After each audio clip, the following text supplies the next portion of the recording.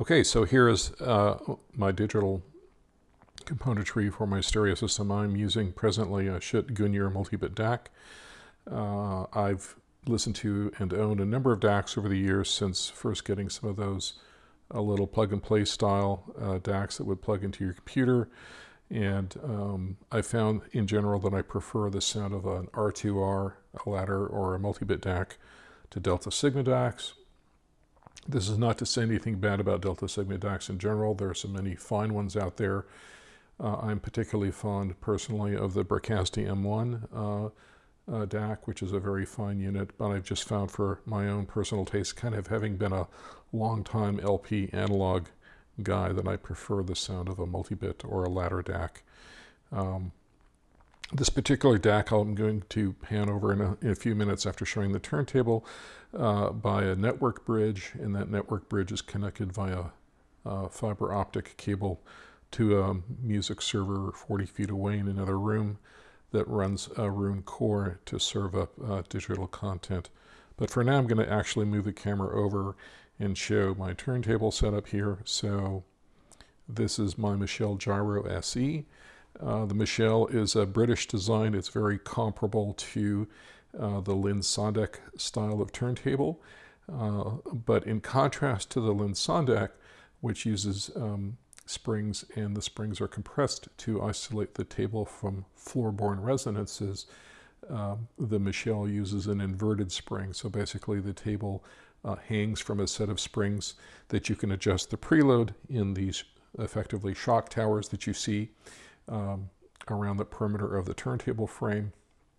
You can see it bouncing there a little bit as I press on it, but it's very good with respect to resistance to floorborne vibrations or steps or footfalls. The turntable uses an external DC motor pod that is not connected to the turntable directly other than the belt, so it's isolated, so you're not getting any vibration from the DC motor or variable speed from an AC motor directly connected to the turntable to cause speed variation. The platter is a unique design. It's a polymer that's designed to match the resonance of LPs, so you don't use a platter mat with it. You simply put the record directly on top of the platter and then tighten it down with the clamp that is shown.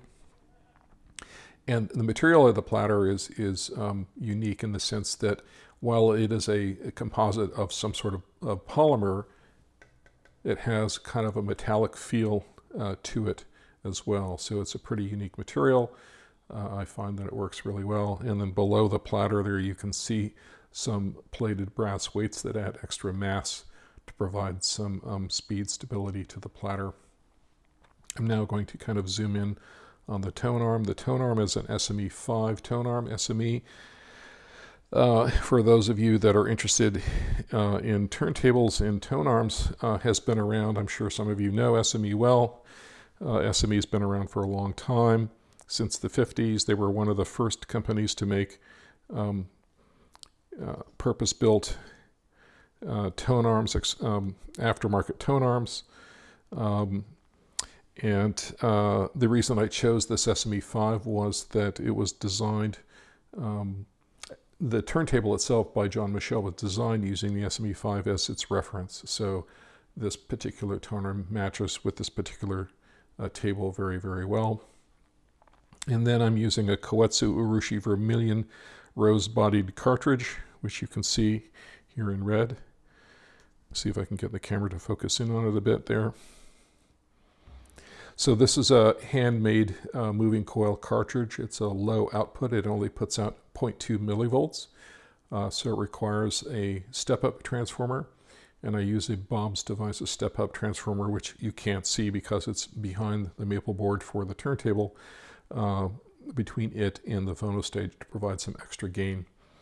The Urushi Vermilion is unique in that it uses silver, a silver sheath that is actually placed by hand over the copper wire for the wiring for the cartridge, which gives it a really beautiful, highly resolving, but very, very, again, there's that word natural, natural quality to the music reproduction.